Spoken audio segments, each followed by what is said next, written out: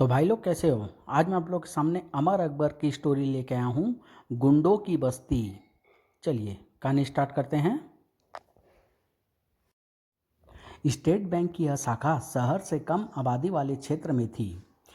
एक दिन सुबह, चाचा जरा माचिस तो दो। सिगरेट पीने की लत डाली है तो माचिस भी खरीदना सीखो बेटा। ठीक है चाचा, आगे से खरीदेंगे, अब तो तुम ही दे दो। अच्छा देता हूँ, यह लो। अरे उफ! दूसरे लड़के ने उसकी बंदूक छीन ली और तीसरे ने उसके सिर पर ठोकर मारी। यह तो गया काम से, तुम सीटी बजाकर सिग्नल दे दो। दूसरे ने तुरंत मुंह में उंगली डालकर सीटी बजाई। सीटी की आवाज़ सुनते ही 8-10 लड़के और आ गए। दो लड़कों ने दरबान को उठा लिया और वह सब बैंक में प्रविष्ट हो गए।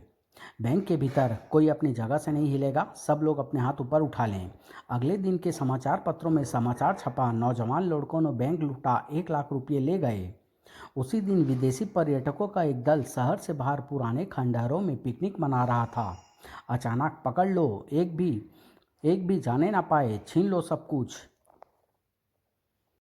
Help help, set up! उसी रात शहर से बाहर एक पेट्रोल पंप पर तभी लड़कों ने हंगामा किया। इस तरह शहर में घटनाओं का तांता सा लग गया। पुलिस परेशान थी, आखिर यह सब क्या हो रहा है, कौन है ये लड़के, हम उन्हें पकड़ क्यों नहीं पा रहे हैं। हम पूरी कोशिश कर रहे हैं। शहर शहर में नौजवान लड़कों से पूछताछ चल रही है। केवल पूछताछ से ही काम नहीं चलेगा, शहर में गश्त बढ़ा दो। जहाँ कहीं भी 2-4 नौजवान इकट्ठे घूमते नजर आए, उन्हें गिरफ्तार कर लो। Yes sir. पुलिस की गश्त बढ़ा दी गई, लेकिन परिणाम कुछ न निकला। फिर एक रात एक सुनसान गली में एक पुलिस कांस्टेबल की लाश पड़ी मिली। ऐसा लगता है लाठियों से पीटकर हत्या की गई है। और अगली रात भी एक पार्क में 2 सिपाहियों की लाशें पड़ी मिली, उनको भी लाठियों या डंडों से पीटा गया था। फिर एक सप्ताह बाद एक नौजवान लड़की की लाश सड़क पर पड़ी मिली। किसी ने गला घोंटकर मार डाला बेचारी को, और हमारी पुलिस हाथ पर हाथ धरे बैठी है। आजकल शहर में हत्याओं और लूटपाट का बाजार गर्म है। शहर में घट रही इन घटनाओं से प्राइवेट जासूस अमर खन्ना भी परेशान था। यह सब क्या हो रहा है, ऐसा लगता है जैसे पागल युवकों की पूरी फौज ने शहर पर आक्रमण कर दिया है। तो आप क्यों शहर की चिंता में दुबले हुए जा रहे हैं। चादर तानकर आराम से सो जाइए। मैं अगर सोना भी चाहूँ तो नहीं सो सकता, क्योंकि इंस्पेक्टर प्रधान मेरे पीछे पड़ा हुआ है। तभी इंस्पेक्टर प्रधान भीतर प्रविष्ट हुआ। मुझे याद किया जा रहा है। लीजिए, शैतान को याद किया और शैतान हाजिर। आज तुम कुछ भी कह लो, मैं नाराज नहीं होऊंगा। आओ इंस्पेक्टर शर्मा, बैठो। आज तो जरूर कोई खास बात है इंस्पेक्टर प्यारे, जो तुम्हारे मुंह से फूल झड़ रहे हैं, वरना तुम तो मुझे देखते ही बिदक जाते हो। आज मैं बि आज मैं बिदकने नहीं, बल्कि तुम दोनों से मदद मांगने आया हूँ। शहर के हालात बिगड़ते ही जा रहे हैं। हाई कमान ने उन सिरफिरे नौजवानों का केस मुझे सौंप दिया है। इस सिलसिले में मुझे तुम दोनों की सहायता चाहिए। अरे, हम तो तुम्हारे लिए जान भी दे सकते हैं इंस्पेक्टर प्यारे। तुमने इन घटनाओं के विषय में अब तक क्या जांच की है प्रधान? मैंने अब तक जो जांच की है उससे 2 बातें सामने आई है। पहली बात तो स्पष्ट है कि इन सारे हंगामों के पीछे कम आयु के लड़के काम कर रहे हैं। इससे मैंने अनुमान लगाया है कि शहर में किसी स्थान पर कोई भयानक साजिश तैयार की जा रही है, और इस साजिश को तैयार करने वाला कोई बहुत ही चालाक इंसान है, जो नौजवान लड़के को बहकाकर उनसे भयानक अपराध करा रहा है। किसी ने नौजवान लड़कों को पूरा गिरोह बनाया है, जिसके पीछे कोई गहरा राज है। मेरी अब तक की भागदौड़ से मैं केवल इतना पता लगाने में सफल हो पाया हूँ कि इस साजिश का हेडक्वार्टर पुराने शहर की घनी आबादी वाले क्षेत्र में है। नौजवान लड़कों का यह गिरोह उसी क्षेत्र में तैयार किया जाता है, और जो व्यक्ति उन्हें तैयार कर रहा है वह चीफ के नाम से मशहूर है। चीफ का असली नाम कोई नहीं जानता, उसे किसी ने देखा भी नहीं है। तो उन्हें चीफ के बारे में कैसे पता चला? मेरे मुखबिरों ने मुझे सूचित किया है, लेकिन उनकी सारी सूचनाएं अधूरी है। मगर उन अधूरी सूचनाओं के आधार पर ही मैंने एक योजना तैयार की है, और उसी योजना को पूरा करने के लिए मुझे तुम दोनों की मदद चाहिए। क्या करना चाहते हो तुम? मैं अकबर को उन नौजवान गुंडों के दल में शामिल कराना चाहता हूँ। क्यों भाई, क्या मेरी शराफत तुम्हें पसंद नहीं है? अगर मैं गुंडा बन गया तो? प्लीज़ अकबर, मैं प्रार्थना करूँगा कि तुम गंभीरता से मेरी बात सुनो। मैं बहुत परेशान हूँ, इसलिए तुम लोगों के पास आया हूँ। ओके इंस्पेक्टर, तुम अपनी पूरी योजना बताओ प्रधान। अमर, मैं सचमुच अकबर को गुंडों के उस इलाके में भेजना चाहता हूँ। अकबर के शरीर का बनावट ऐसी है कि यह 18-20 वर्ष का मोटा ताज़ा लड़का दिखाई देता है। मैं इसे बेकार और आवारा लड़का बनाकर उस क्षेत्र में भेजना चाहता हूँ ताकि यह उस क्षेत्र के लड़कों से दोस्ती करके उनके गिरोह में शामिल हो सके। अगर यह उस गिरोह का मेंबर बन जाए तो आसानी से हम उसके लीडर तक पहुँचने में सफल हो सकते हैं। योजना तो अच्छी है, लेकिन अकबर इस काम में खतरा बहुत है। वह बहुत खतरनाक गिरोह है। पुलिस वालों तक को वह जीवित नहीं छोड़ते। तुम्हें शायद पता नहीं, अभी जिस लड़की की लाश सड़क पर मिली थी वह वास्तव में पुलिस के लिए जासूस करने उस क्षेत्र में गई थी। गुंडों ने उसे पहचान लिया और उसकी हत्या कर दी। अगर उन्होंने तुम्हें भी पहचान लिया तो मेरी भी हत्या कर देंगे, यही ना इंस्पेक्टर डियर। पर क्या तुम नहीं जानते कि अकबर मरने से नहीं डरता। गुंडे के उस ग्रोह को समाप्त करने के लिए मैं अपनी जान का खतरा भी उठाने के लिए तैयार हूँ। थैंक्स अकबर। सब इंस्पेक्टर कमल शर्मा की ड्यूटी आजकल उसी क्षेत्र में है। सामान्य तौर पर तुम इनसे मिलने की कोशिश भी ना करना, लेकिन कभी अचानक ज़रूरत पड़ जाए तो तुम इनकी सहायता ले सकते हो। ओके, मैं सब कुछ समझ गया। कल ही सुबह मैं अपनी शराफत ताक पर रख कर बदमाशों का चोला पहन लूँगा। अगली सुबह ठीक 9 बजे अकबर गोदी के मज़दूरों के दफ्तर में प्रविष्ट हुआ। सलाम साहब, क्या बात है? आपका नाम फज्जू खां है ना? मुझे अहमद ठेकेदार ने आपके पास भेजा है। क्यों भेजा है? मुझे काम चाहिए। अहमद ठेकेदार ने बताया था कि आप गोदी पर मजदूरी दिलाने का काम करते हैं। हाँ करता हूँ, लेकिन काम दिलाने की फ़ीस 25 रुपये है। ठीक है, मैं 25 रुपये दे दूंगा। आप काम दिला दीजिए। तो निकालो 25 रुपये। अभी तो मेरे पास नहीं है। हाँ, शाम को मेरे पास कुछ पैसे आने वाले हैं। कल सुबह मैं आपके पैसे दे दूंगा। मैं उधार तो नहीं करता, लेकिन तुम्हें अहमद ने भेजा है इसलिए मान लेता हूँ। और फज्जू खां ने उसे गोदी पर मजदूरों के साथ पर लगा दिया। मरवा दिया इंस्पेक्टर के बच्चे ने। शाम को छुट्टी के बाद अकबर ने इंस्पेक्टर प्रधान को फ़ोन किया। मुझे काम मिल गया है प्रधान भाई, लेकिन यह काम मैं देर ज़्यादा देर नहीं कर सकूँगा। मैं कल ही वहाँ झगड़ा कर लूँगा।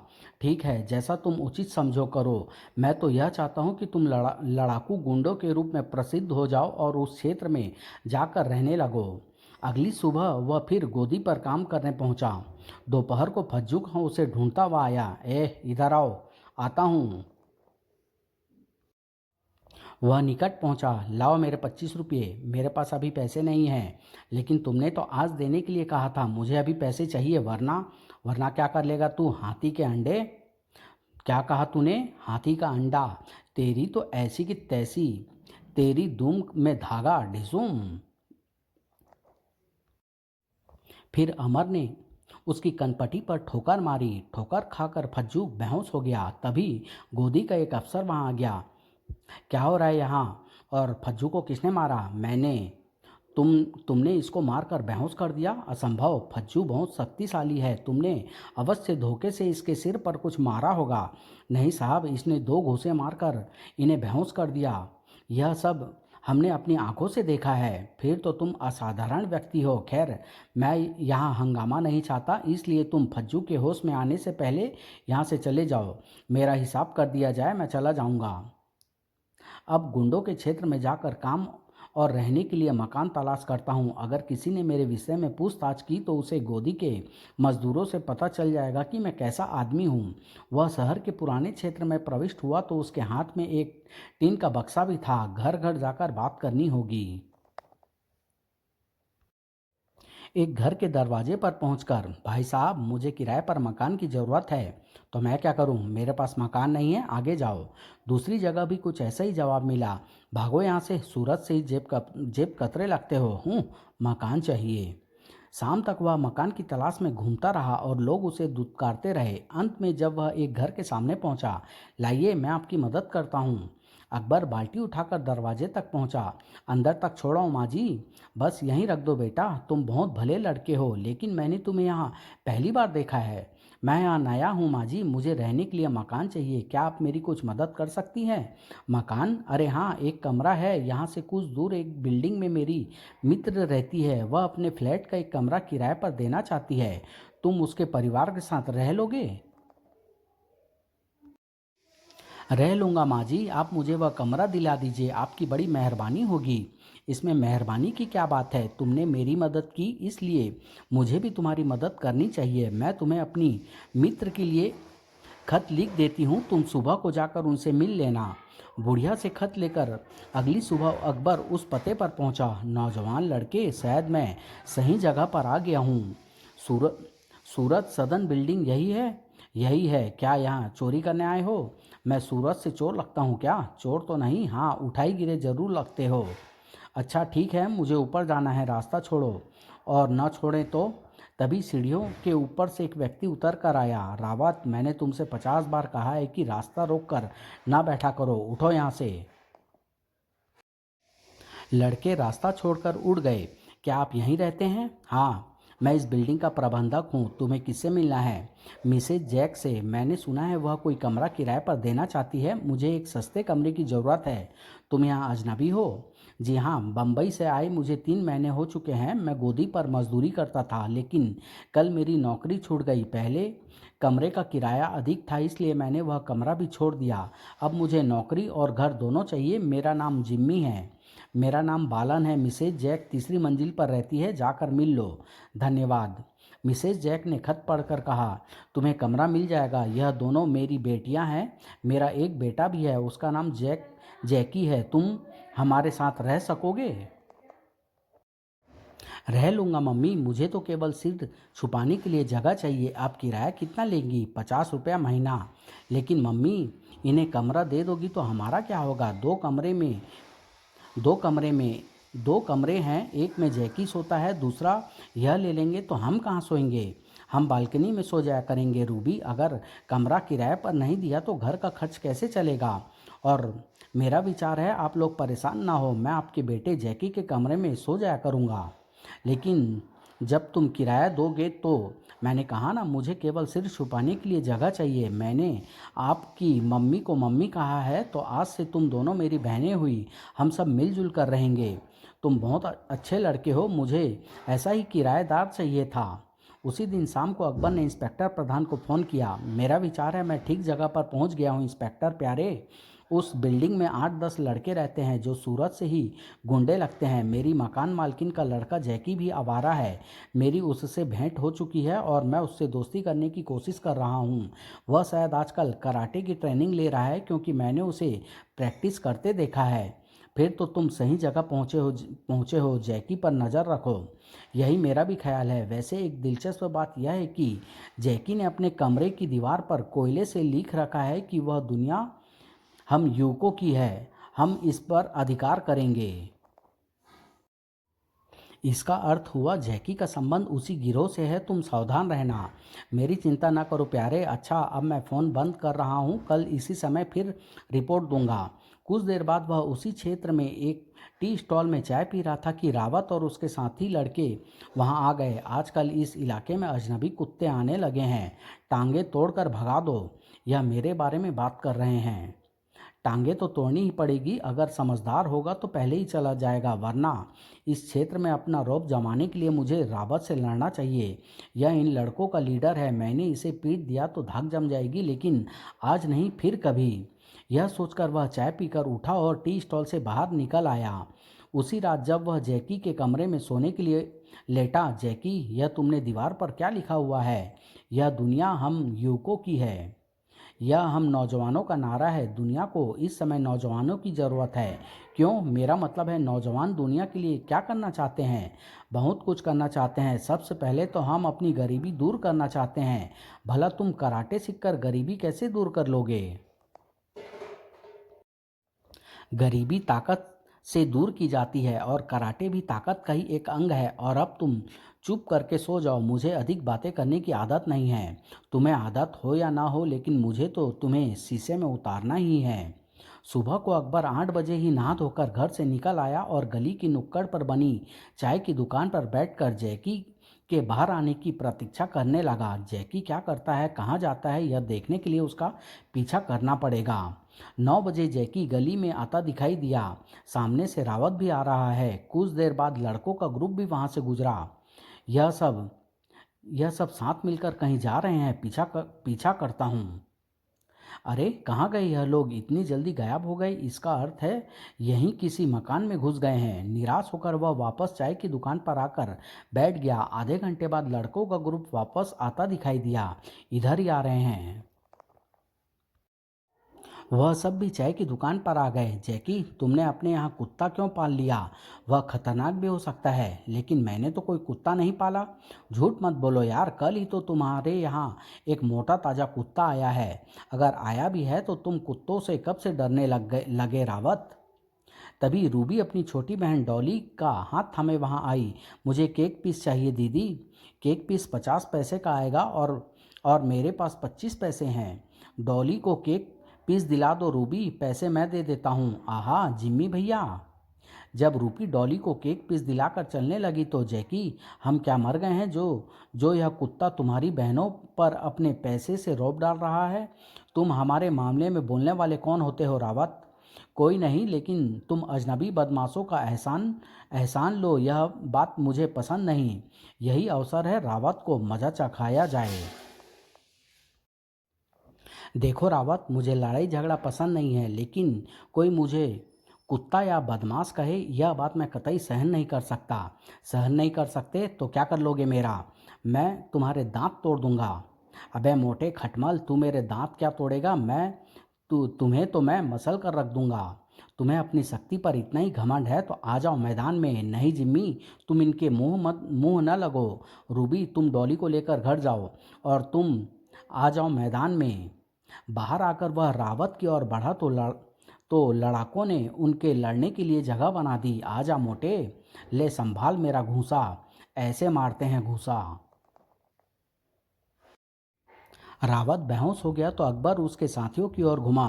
तुम में से और कोई है जो मुझे देखकर भौंकना चाहता है? रावत के साथियों ने कोई उत्तर नहीं दिया और बेहोश रावत को उठाकर चल दिए। वेरी गुड जिम्मी, तुम तो बहुत अच्छा लड़ना जानते हो। रावत हम सबसे शक्तिशाली था मगर तुमने उसकी छुट्टी कर दी। परंतु अकबर ने उसका कोई जवाब नहीं दिया और रूबी के साथ जैकेट लेकर वहाँ से चला गया। उसी रात जैकी और अकबर सोने से पहले बात कर रहे थे। जिम्मी, मैं शाम को रावत के घर गया था। तुम्हारे हाथों पीट कर वह चलने फिरने योग्य नहीं रहा। उसे 1 हफ्ता बिस्तर पर रहना पड़ेगा। तो मैं क्या करूं? उसने खुद ही मुझसे पंगा लिया था, तभी मैंने उसे मारा। मैं तुम्हारे लिए एक बात सोच रहा हूं जिम्मी। क्या? तुम अगर यूथ आर्मी में शामिल हो जाओ तो काफ़ी तरक्की कर सकते हो। Youth army? ओ गॉड, यह तो सातिर अपने गिरोह की बात कर रहा है। लेकिन प्रकट में पूछा, यूथ आर्मी यह क्या भला है? हम नौजवानों का एक संगठन है जिसे हम यूथ आर्मी कहते हैं। तुम्हारे इस संगठन का मकसद क्या है? तभी मिसेस जैक कमरे में प्रविष्ट हुई। तुम अभी तक जाग क्यों रहे हो लड़को? लाइट बंद करके सो जाओ, रात भर लाइट जलेगी तो बिल भी अधिक आएगा। अच्छा मम्मी। अगली सुबह अकबर बिल्डिंग से बाहर निकला तो वह जैकी से बहुत कुछ जान चुका था। नमस्ते बालन अंकल। नमस्ते। मैंने सुना है तुमने कल रावत को बहुत मारा। मैं क्या करता बालन अंकल, उसने मुझे गाली दी, कुत्ता कहा तो मुझे गुस्सा आ गया। तुम ताकतवर हो लेकिन मुझे आवारा लड़के पसंद नहीं आते। क्या तुम कोई काम नहीं करते? मैं गोदी पर मजदूरी करता था लेकिन वहाँ झगड़ा हो गया, अतः आजकल बेकार हूँ।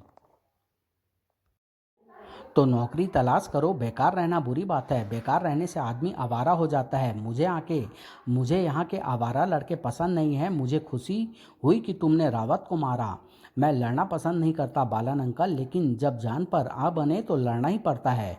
ठीक है, तुम मुझे शरीफ दिखाई देते हो, बस उन लड़कों से बचकर रहना। अच्छा अंकल।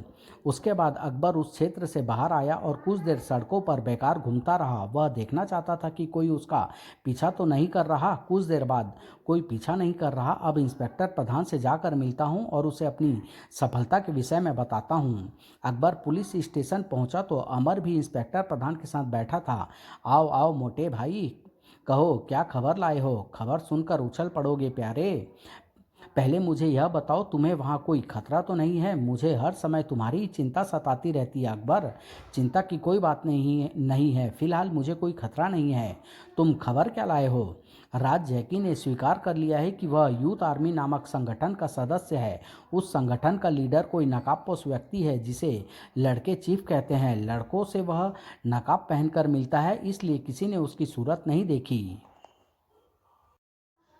लेकिन चीफ ने यूथ आर्मी क्यों बनाई है? जैकी कहता है कि उसका संगठन पूरे शहर पर कब्जा करना चाहता है। वह सारे धनवान लोगों की हत्या करके उनका धन छीन लेना चाहते हैं। क्या तुमने उनके संगठन में शामिल होने की इच्छा प्रकट की थी? यही तो मजे की बात है, मेरे इच्छा प्रकट करने से पहले ही जैकी ने स्वयं मुझे यह पेशकश कर दी। वह मेरी ताकत से बहुत प्रभावित है। तो वह तुम्हें अपने दल में शामिल कर रहा है। हाँ, उसने कहा है कि वह अपने चीफ से मेरे लिए बात करेगा। यह बहुत बड़ी सफलता है। चीफ का ठिकाना मालूम होते ही तुम मुझे सूचित करना।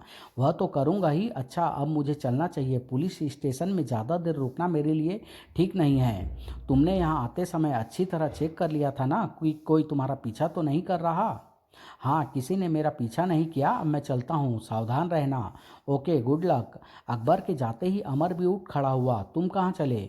मुझे अकबर की चिंता है प्रधान। शत्रु बहुत खतरनाक है, इसलिए मैं अकबर की अपने ढंग से निगरानी करना चाहता हूँ। उधर अकबर पुलिस स्टेशन से बाहर आकर कुछ देर यूं ही इधर उधर घूमता रहा। फिर अब चलकर जैकी को तलाश करता हूँ, शायद वह आज सुबह चिप से मिला हो। जब वह अपने कमरे में जाने के लिए बिल्डिंग की सीढ़ियाँ चढ़ रहा था तो तुम्हें चीफ ने बुलाया है जैकी? वह रुक कर सुनने लगा। चीफ शायद कोई जैकी से बात कर रहा है। कहाँ बुलाया है? पुरानी जगह पर। मैं अभी चीफ से मिलकर आ रहा हूँ। वह वहाँ अकेले हैं और तुम्हारी प्रतीक्षा कर रहे हैं। तुरंत चले जाओ। अच्छा, मैं अभी जाता हूँ। मुझे भी चीफ से जिमी के बारे में बात करनी है। जैकी चीफ से मिलने जा रहा है, मैं उसका पीछा करूँगा। और अकबर तुरंत सीढ़ियाँ उतरकर गली के नुक्कड़ पर जा खड़ा हुआ। बहुत सावधानी से पीछा करना होगा। कुछ देर बाद जैकी गली से निकल कर आया और एक तरफ को चल दिया। अकबर ने कुछ दूरी रखकर उसका पीछा करना आरंभ कर दिया। लगभग 20 मिनट तक जैकी विभिन्न रास्तों पर पैदल चलता रहा। फिर एक बंगले के गेट में प्रविष्ट हो गया। वह बंगले के भीतर जा रहा है, शायद यही चीफ का अड्डा है। 10 मिनट भीतर रुककर जैकी वापस आ गया। जैकी वापस जा रहा है, चीफ बंगले में है और शायद अकेला है। क्यों ना मैं खुद ही उससे निपट लूं। प्रधान को फोन करने जाऊंगा तो इस बीच चीफ बंगले से निकल कर जा सकता है। जैकी नज़रों से ओझल हो गया तो अकबर बंगले के गेट में प्रविष्ट हो गया। एक छोटा सा रिवॉल्वर उसके कपड़ों में छुपा हुआ था। वह रिवॉल्वर निकालकर उसने अपने हाथ में ले लिया। मुख्य दरवाजे पर पहुंचकर उसने घंटी बजाई। 1 मिनट बाद दरवाज़ा बहुत जोर से बाहर की ओर खुला और खुलने के साथ ही नीचे गिरते ही उसने दरवाज़ा खोलने वाले की ओर देखा। बालन, तुम चीफ हो? हाँ बेटे, मैं ही चीफ हूँ। तुम इतनी जल्दी यहाँ पहुँच जाओगे इसकी मुझे आशा नहीं थी। वैसे मैं समझ तो गया ही था कि तुम पुलिस के कुत्ते हो। अचानक अकबर उछलकर खड़ा हुआ और उसने बालन के मोटे पेट में सिर की टक्कर मारी, लेकिन बालन पर उस शक्तिशाली टक्कर का कोई प्रभाव नहीं हुआ। बेटे, तुम समझ रहे हो यह मेरी तोंद मोटापे के कारण बढ़ी हुई है। तुम्हारा विचार गलत है। मैं मार्शल आर्ट का एक्सपर्ट हूँ। मैंने सोमो भी सीखा है। सोमो में पेट और शरीर की ऊपरी सतह पर चर्बी फैल जाती है और यह चर्बी बहुत सख्त होती है। उस पर चोट का प्रभाव नहीं होता। और अब जरा मेरा यह हाथ संभालो। आह! कुछ क्षण के लिए अकबर बेहोश सा हो गया।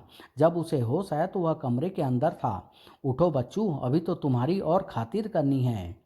अकबर ने उठकर उस पर एक बार फिर हमला किया, लेकिन मैं रावत नहीं हूँ बच्चे। अकबर को पीड़ा से छटपटाता देखकर बालन ने एक ठहाका लगाया।